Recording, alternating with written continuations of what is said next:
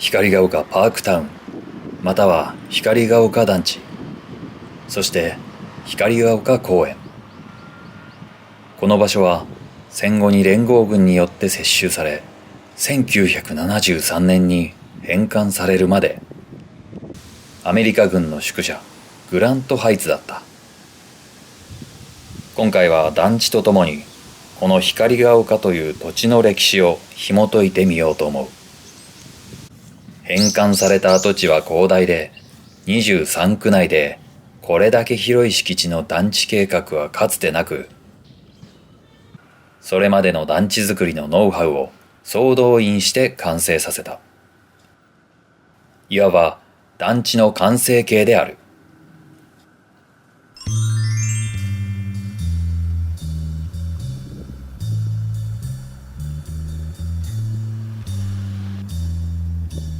跡地の半分を公園、もう半分を住宅地として整備。緑の多い敷地に高層住棟が並ぶ様子は、確かに高島平団地の進化系といった印象。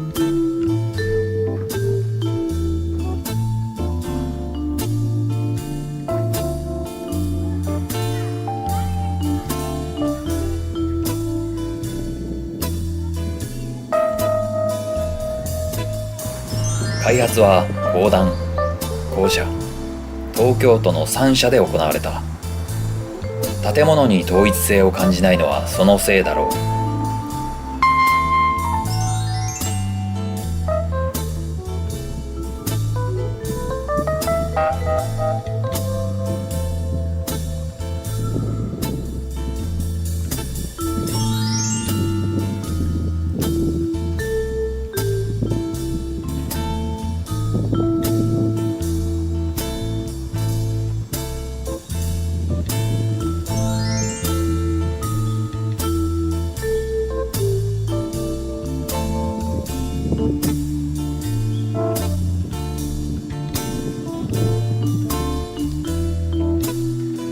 団地のランドマークとなる給水塔はなく、代わりに清掃工場の巨大な煙突がある。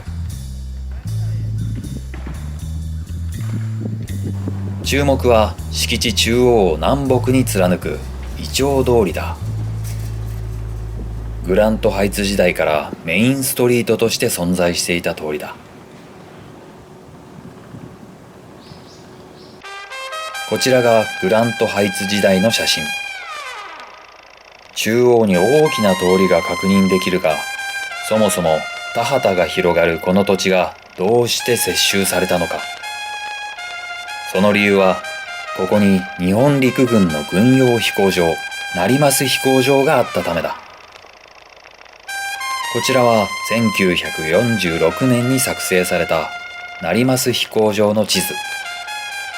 ご覧のように南北に走る大きな滑走路があった。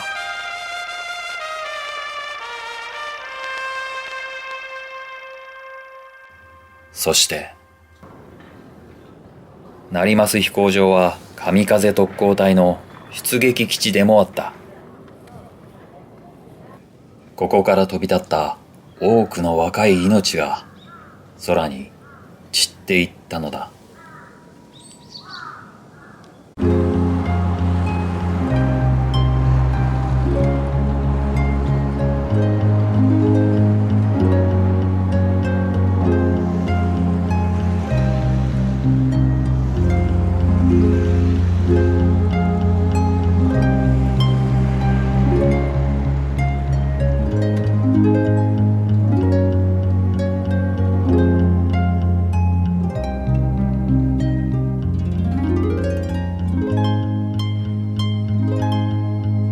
そんな歴史から通りには平和への祈りという記念碑がある。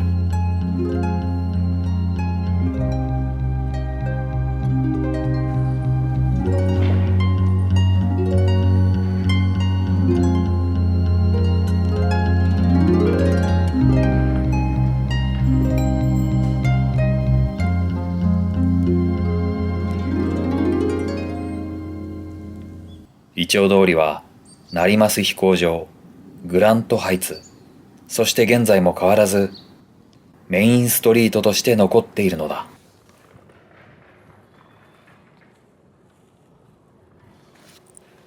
さて、気を取り直して銃刀の特徴も少し触れておこう。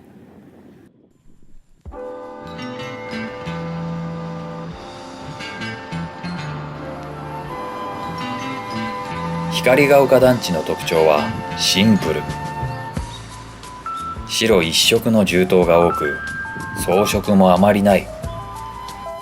高装銃刀が緑に囲まれ、シンプルに配されている。この辺りがニュータウンの完成形とも称されるゆえんか。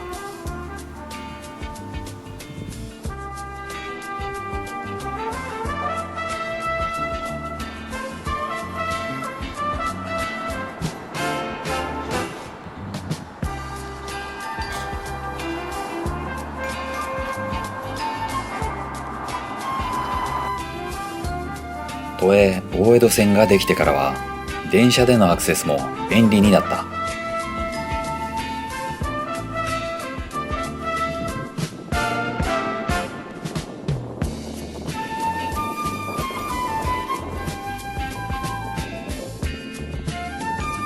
気になる高齢化率は2022年調べで 35.2% とやはり高い。外国人の入居も増加の一途だという。そういえば公園でも外国語が飛び交う場所もあった。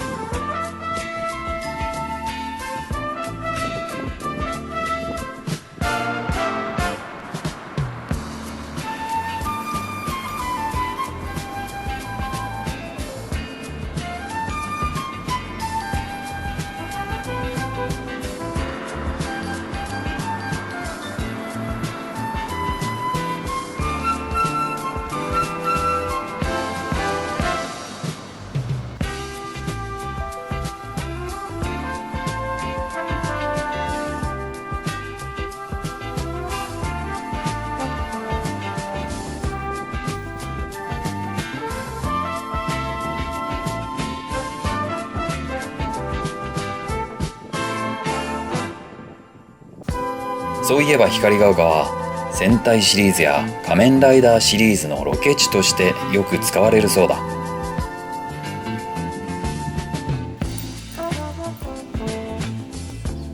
公園の広さと景観の良さなどから重宝されていたそう。